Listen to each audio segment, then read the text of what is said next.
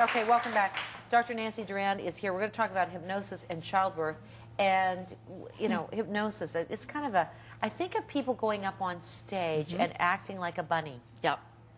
Or, you know what I mean? Or acting asleep. Or acting asleep. Or, And you know, it's like a Vegas show. But this is now being used more and more? The idea of hypnosis in many different areas of medicine is not that uncommon. It's been around for many years, but the more organized use of it, specifically with respect to pregnancy and childbirth, has been around for about the last 15 years or so. Okay.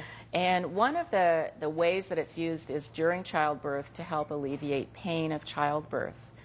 And there are many organized centers now in North America that will help to teach you how to undergo self-hypnosis so that when you're in labor and you end up starting in the middle of your labor and during your childbirth, that there are techniques you can use yourself to help decrease the need for pain control, which a lot of us would be obviously very interested in. Yes, especially. It's called hypnobirthing is one of the words that's used, and if you're trying to find out in your area where this is available, you just need to search for things like hypnosis and childbirth or hypnobirthing.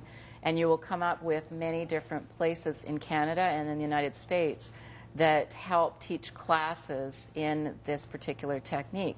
So you're right, a lot of people think it's the idea of sleeping. Yeah. Or being, as the old word is, mesmerized, which was by a physician named Mesmer, an Austrian physician who actually perfected and named that technique. The possibilities of what it could have been named. But anyway. That's right. Yeah. But indeed, that's not really what hypnosis is. No. Hypnosis is a state of increased awareness. So you're really focusing on your level of awareness on certain things. Okay. And so actually, instead of being asleep, it's the other way around. It's a very focused concentration, and in most cases, it's used for relaxation. Yeah.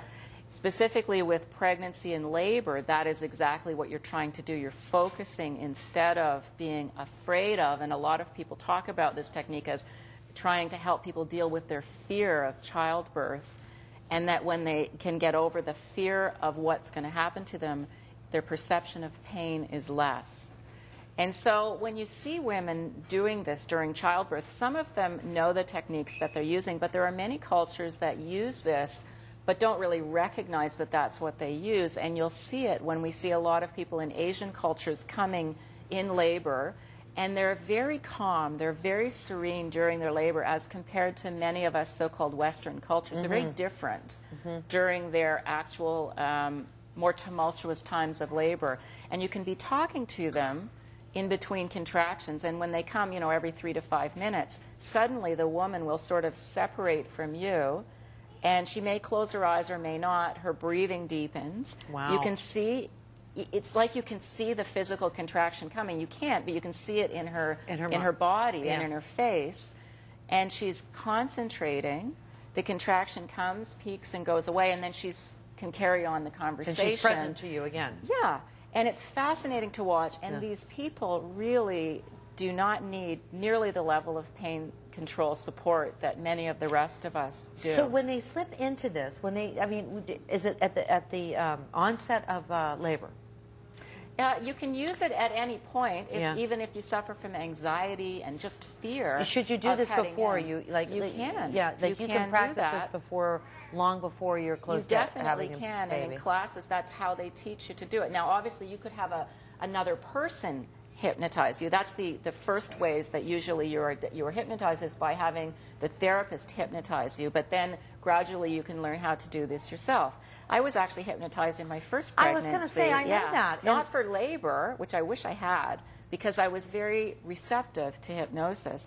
But my daughter was actually a breech. She was upside down, and I had read a paper about using hypnosis to turn babies. And I had never been hypnotized before, but I was hypnotized, and I was only hypnotized once, and she did turn, so it was successful for me.